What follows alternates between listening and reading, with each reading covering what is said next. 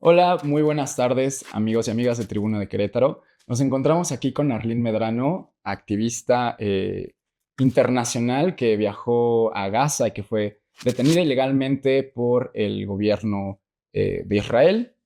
Arlín, gracias por estar aquí. Al contrario, qué chido estar con ustedes. Muchas gracias, Arlene. Pues bueno, vamos a iniciar estas preguntas. Mira, voy a empezar con esta pregunta. Quiero saber, o si tú nos puedes compartir, si hace falta cohesión social aquí en México y en caso de ser así, ¿cómo afecta esta falta de cohesión ante el ejercicio de la solidaridad con el propio país y mundialmente? Pensaría que no. Tenemos un pueblo que entiende su memoria, que al contrario sabe resistir ante los distintos tipos de opresión que hemos vivido. Pero quizá lo que hace falta es darnos cuenta que no estamos solas, que no estamos solos, sino que lo que vive en México también se vive en Venezuela, en Colombia, en Brasil, en Chile, pero también se vive en Palestina y por supuesto en Congo y Sudán, donde al final el sur global sigue resistiendo y lo que nos quieren es indiferentes por las fronteras imperialistas, ¿no? Entonces, más que cohesión interna, sería pensar en cómo tejer internacionalmente para darnos cuenta que lo personal es colectivo. Bien, con esto, aquí en la plática que tuvimos en la facultad, hablabas sobre la paz.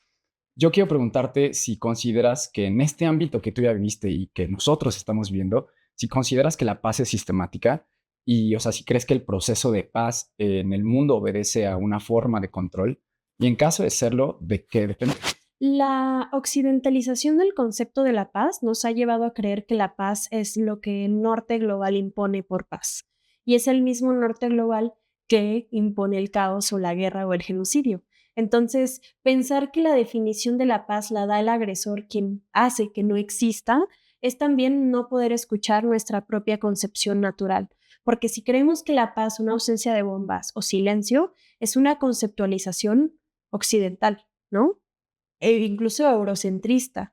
Pero cuando nos damos cuenta que la paz también es el sonidero, la paz también es ver a los compas bailando, el arte y la forma que se expresa, ver a niños riendo en los parques, escuchar a perros ladrar, o sea, la paz es vida al final. Y ausencia de paz, no puede existir paz si no hay justicia social, si no hay soberanía, si no hay autodeterminación. Entonces, son ejemplos fundamentales para que podamos pensar en qué es paz para cada pueblo y por supuesto, sin imponer nuestra propia narrativa, sino más bien escuchando. Y si alguien nos puede enseñar de esto, son los pueblos originarios de nuestro país, donde como morra blanca no tengo la posibilidad de imponer ese micrófono, pero sí de abrir quizá otros espacios para que sean los mismos pueblos originarios que resisten. Y en el caso de Querétaro, ¿cuál es la historia, no? Porque es que no existen un montón de tradiciones y culturas y pueblos originarios y cómo es que el genocidio aquí impermeó en la era colonial de una forma que ha llevado a perder muchas de las raíces de pueblos originarios que se viven en todo el país.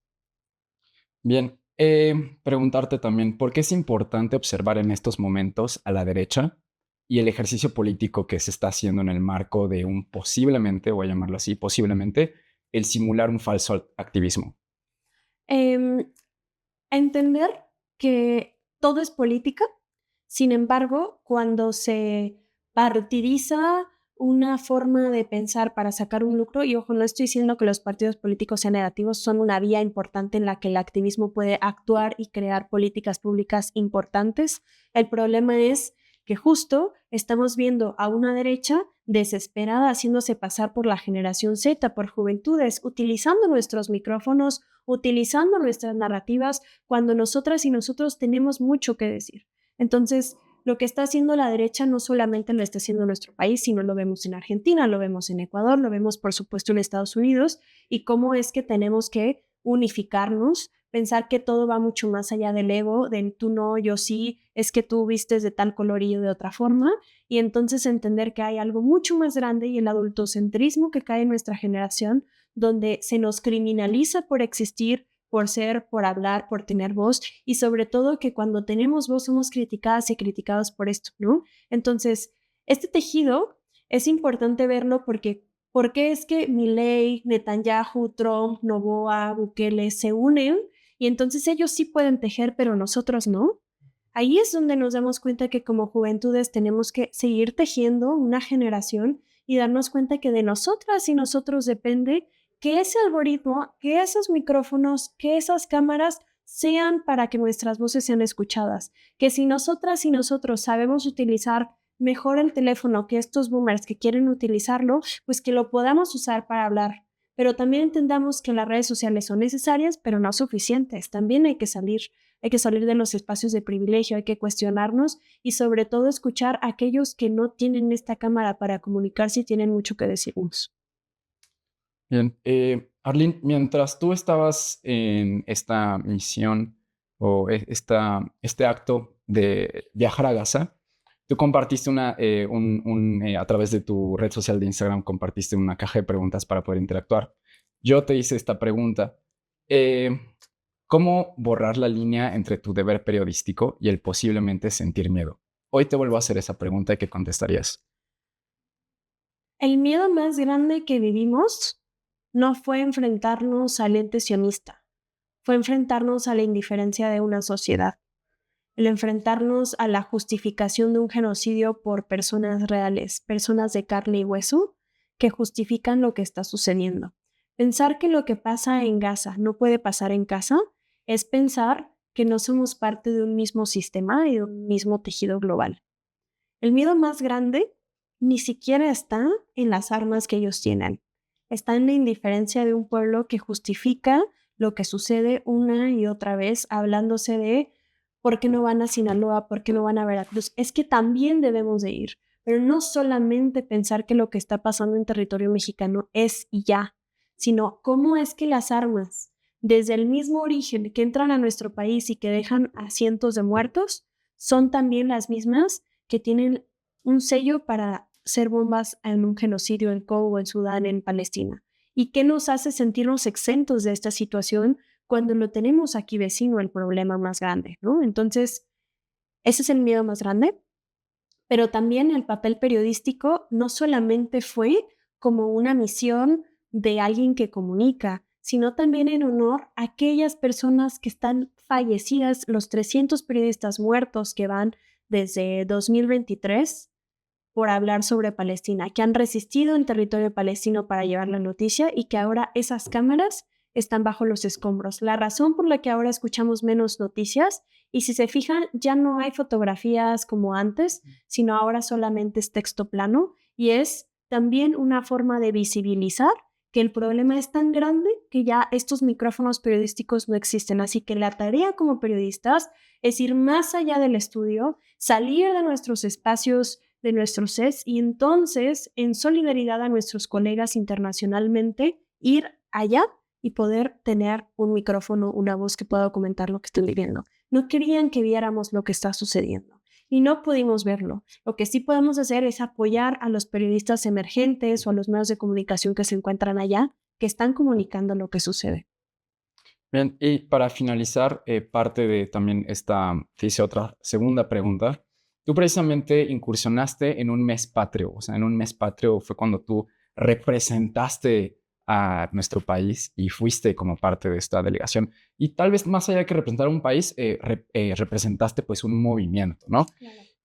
Yo hoy te pregunto, en ese momento yo te había preguntado qué se siente estar tan lejos de México, me respondiste. Hoy te pregunto, ¿qué sientes estar tan lejos de Gaza y de haber estado tan cerca? Primero, eh, dicen que la casualidad, bueno, la historia le gustó mucho las casualidades porque salimos en mes patrio y fuimos interceptados un 2 de octubre, lo que eso significa ser una estudiante interceptada por el sionismo un 2 de octubre, por el fascismo, por las derechas que oprimen, pero que también nos sacaron de la cárcel un 7 de octubre, ¿no? Y las fechas parecen muy simbólicas, pero al final de cuentas tienen una narrativa. Y cuando salimos, cuando ellos entraron al barco, lo primero que pensé fue, chingada madre, ya no nos van a poder ver porque nos estaban esperando y porque estaban en la costa en Gaza esperándonos por un mes.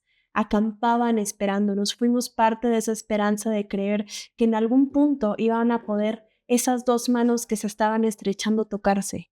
estuvieron tan cerca, pensar que el último barco estuvo a 2 horas de llegar a Gaza, 10 millas náuticas, podían ver la costa y las compañeras decían que podían verla y que estaban cantando Bella Ciao cuando llegó el ejército, porque fueron interceptados hasta en la mañana. Un barco tan chiquito como Mykonos, de menos de 10 personas que pudieron llegar a lo más cercano. ¿Fue histórico? Sí, pero no fue suficiente. Sin embargo, también pensar que estar lejos de Gaza es una forma de seguir estrechando y que más allá del espacio físico, creo que está hoy más cerca que nunca, porque entiendo lo que significa, porque vi a esos soldados, porque estuve en esas celdas, porque sé lo que significa no saber si mañana vas a vivir o al día siguiente o al minuto siguiente, y que no se compara absolutamente nada con el pueblo palestino que ha resistido por más de 80 años. Entonces, a pesar de que físicamente ya no estoy cerca, nunca había estado más cerca desde una empatía que no solamente es desde la humanidad, sino desde la vivencia a lo que viven. ¿Y qué se hace con eso? Venir a estos espacios, ir a las universidades, ir a los medios de comunicación emergentes de compas como ustedes, estar en espacios que van más allá de los medios públicos gigantes o nacionales. Es importante, sí, y como conductora de medios públicos, creo que la información debe ser accesible, pero también nos tenemos que abrir a una estructura que va emergente y donde se puedan hablar estas cosas. Arlene, pues te agradezco mucho por el tiempo. Muchas gracias por gracias. visitar aquí Al contrario. tu segunda casa, la Un Facultad gusto. de Ciencias Políticas y Muchas gracias Sociales. a Querétaro que sigue resistiendo. Muchas gracias. Gracias. Gracias, qué chido. Sí, a ti.